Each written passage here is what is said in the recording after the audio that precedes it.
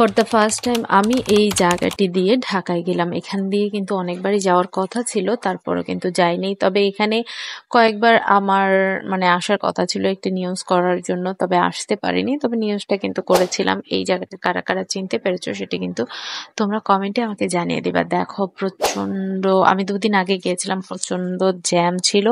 এবং যেহেতু ঈদের সময় বরাবরের মতো যখন জ্যাম থাকে তার থেকে বেশি জ্যাম থাকবে। আর সবচেয়ে বড় কথা যেটি হচ্ছে, তখন কিন্তু প্রচন্ড বৃষ্টি হয়েছিল। বৃষ্টিতে ভিজে আমার অবস্থা যে কি হয়েছে যে কি বলবো।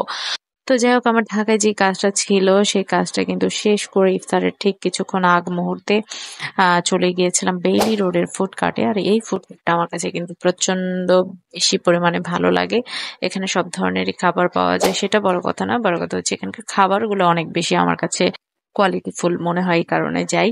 তো আমার সাথে অনেকেই ছিল, এক একজন এক একটা নিয়েছে। তো আমার কাছে এই পাপায়া জুসটা, এই রোজা রেখে খাওয়াটা আমি মনে করেছিলাম বেস্ট, তাই এই পাপায়া জুসটা আমি নিয়ে নিলাম। আর সবাই যার যার মতন এখানে এনজয় করছে, আমিও আমার মতন এনজয় করছিলাম, একটু ভিডিও করে নিলাম। আর অনেকেই আমাকে কোশ্চেন করছিল, আপু আপনাকে কিন্তু এবার রমজানে বিভিন্ন পার্টিগুলোতে দেখতে পাচ্ছি না, কেন দেখতে পাচ্ছি না? সত্যি কথা বলতে আমি বিভিন্ন জায়গায় যাওয়া এবং বিশেষ করে ইফতার পার্টিগুলোতে অ্যাটেন্ড করা ছেড়ে দিয়েছি বললেই চলে। তো এই কারণে তোমরা আমাকে দেখছো না। আর খাবারের ভিডিও করাটা আমার কাছে বরাবরের মতো আগে থেকেই ভালো লাগতো না, এই কারণেও আর অনেক জায়গায় গিয়েছি, ভিডিও তেমন ভাবে করা হয়নি।